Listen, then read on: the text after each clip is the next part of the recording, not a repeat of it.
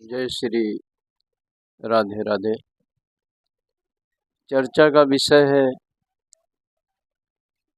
कि श्रेष्ठ जनों की बातों को धारण करना बड़ा ही लाभान्वित होता है, बड़ा ही लाभ देता है। एक पिता अपने 3 पुत्रों को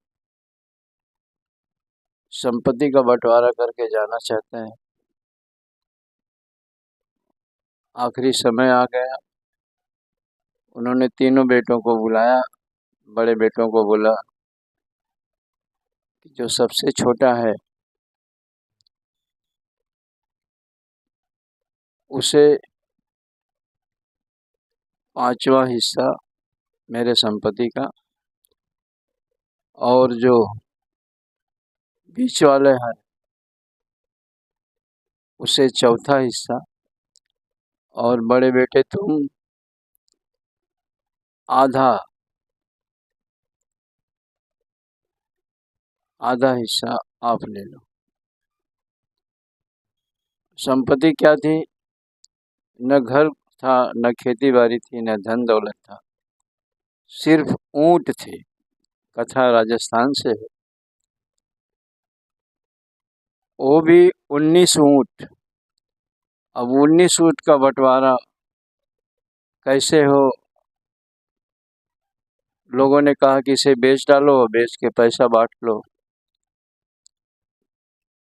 लेकिन छोटे बेटे ने कहा कि नहीं, पिताजी की आखिरी इच्छा थी कि बंटवारा ऊंट का ही होना चाहिए, पैसों का नहीं। बहुत ही समझाने बुझाने वाले सब लोग आए और किसी की बात से कोई सहमत नहीं हुआ।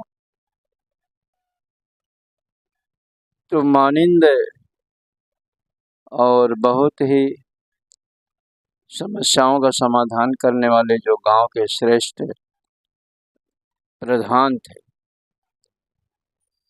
उनके पास भी एक ऊंट था, और वो ऊंट पे बैठ करके उस परिवार के घर पे आए। पिताजी का देहासन हो चुका है और बंटवारा संपत्ति का नहीं, खेती बाड़ी का नहीं, धन दौलत का नहीं, 19 ऊंट को बांटना था। उन्होंने तीनों बेटों से कहा कि आप लोग के पास 19 ऊंट है और आपके पिता हमारे बहुत ही खास मित्र थे। एक ऊंट मैं भी आप लोगों को इसमें शामिल करना चाहता हूँ। आप लोगों के ऊंट में मेरा भी ऊंट शामिल हो जाए। तो लोगों ने यह सहमति स्वीकार की, और फिर 19 ऊंट के बजाय 20 ऊंट हो गए। आधा यानी 10 बड़े बेटे को दे दिया गया, और 4था हिस्सा यानी 5 ऊंट बीच वाले बेटे को दे दिया गया, और 5वां हिस्सा 4 पचे 20, 4 ऊंट जो है छोटे बेटे को मिल गया। बहुत राजी खुशी से बंटवारा हुआ।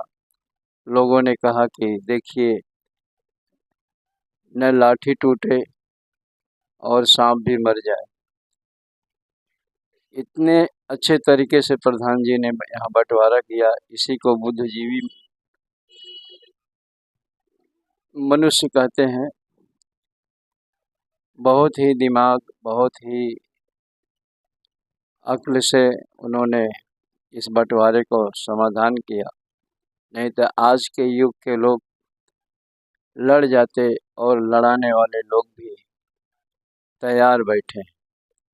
तो इसलिए हमें समझदारी से कोई भी कार्य करना चाहिए। धन्यवाद, धन्यवाद।